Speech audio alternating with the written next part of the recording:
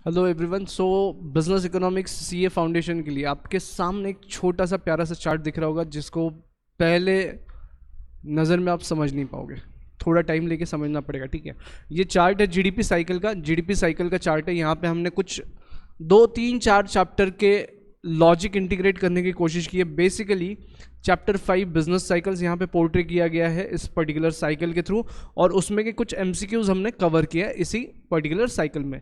देखो, सिंपल सा बात है, जहाँ पे मैं लेज़र लाइट हाईलाइट करूँगा उस जगह पे आप देखते चलो।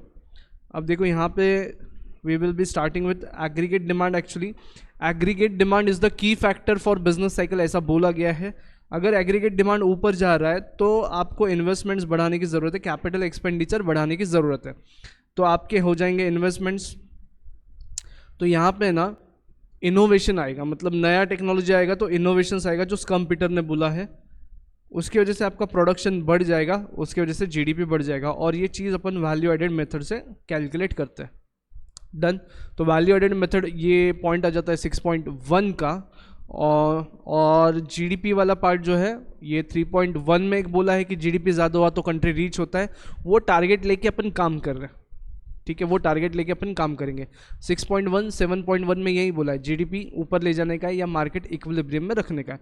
5 वाला बोलता है ऐसा है तो जीडीपी ऊपर जा रहा है, ऐसा समझ में आ रहा है। इंडिकेटर्स दिए, प्राइसेस अगर बढ़ रहे होंगे तो जीडीपी ऊपर जा रहा रहेगा।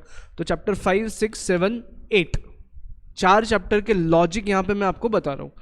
तो अभी इसके आगे क्या है, जीडीपी अगर बढ़ा तो लोगों को एम्प्लॉयमेंट मिलेगा, एम्प्लॉयमेंट मिलेगा तो उनको मनी इनकम होएगा, मनी इनकम होएगा, उसमें से टैक्सेस जाएंगे, सब्सिडीज रिसीव होंगे और ट्रांसफर इनकम रिसीव होएगा, तो उसको कहेंगे अपन पर्सनल इनकम। पर्सनल इनकम बढ़ेगा तो इनके पास का डिस्पोजेबल इनकम बढ़ेगा, डिस्पोजेबल इनकम बढ़ेगा तो इनका कंजम्पशन एक्सपेंडिचर करने की ताकत बढ़ जाएगी, परचेसिंग पावर बढ़ जाएगा, सीधा सीधा। ठीक है, यहाँ पे फिर बैलेंसिंग फिगर रहेगा सेविंग।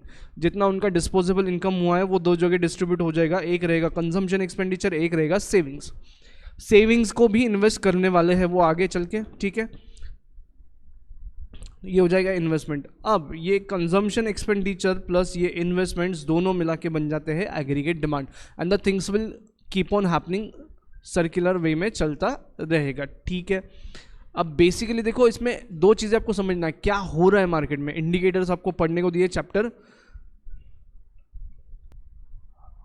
5 में, इंडिकेटर्स दिए कि भाई जीडीपी साइकिल में क्या हो रहा है या बिजनेस साइकिल में क्या हो रहा है, इसके इंडिकेटर्स आपको दिए हैं। ठीक है, उस पे से गवर्नमेंट ने क्या करना है ये भी बोला है।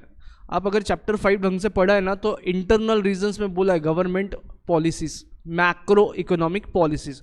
मैक्रो इकोनॉमिक पॉलिसीज में दो पॉलिसीज आते हैं, एक होता है आपका मॉनिटरी पॉलिसी, एक होता है आपका फिस्कल पॉलिसी।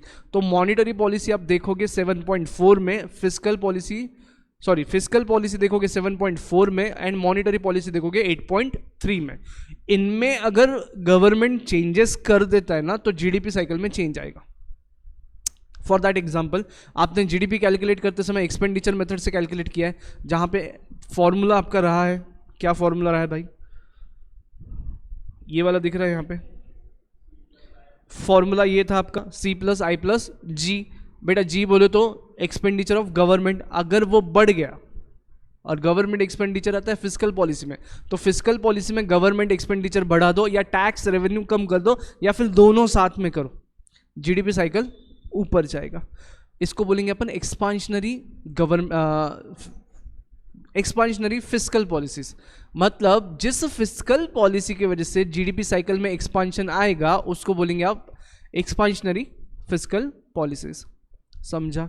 जिस फिस्कल पॉलिसी मूव की वजह से कॉन्ट्रैक्शन होगा उसको बोलेंगे कॉन्ट्रैक्शनरी फिस्कल पॉलिसी। सिंपली यही सब कंटेंट आपको 7.4 में पढ़ाया है, जो मैंने यहाँ पे शॉर्टकट में लिख के दिया है।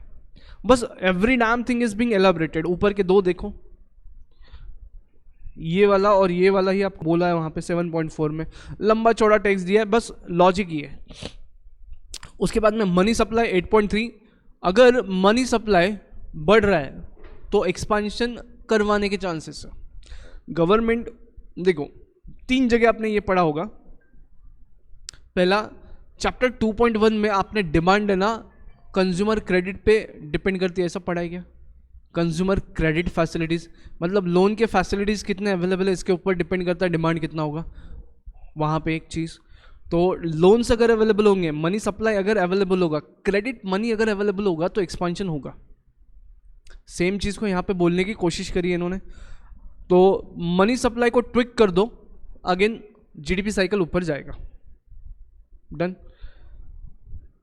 अगर मनी सप्लाई कम कर दिया जाए तो कॉन्ट्रैक्शन लाने की कोशिश हम करेंगे। इस तरीके हैं इन्वेस्टमेंट वे, फॉरेन एक्सचेंज चैनल, ये सब आप पढ़ोगे 8.3 में। ठीक है, इस तरीके से आपको जीडीपी साइकिल में आइदर एक्सपांशन आइदर कॉन्ट्रैक्शन लाने के लिए गवर्नमेंट क्या क्या मूव लेता है ये बताया गया है।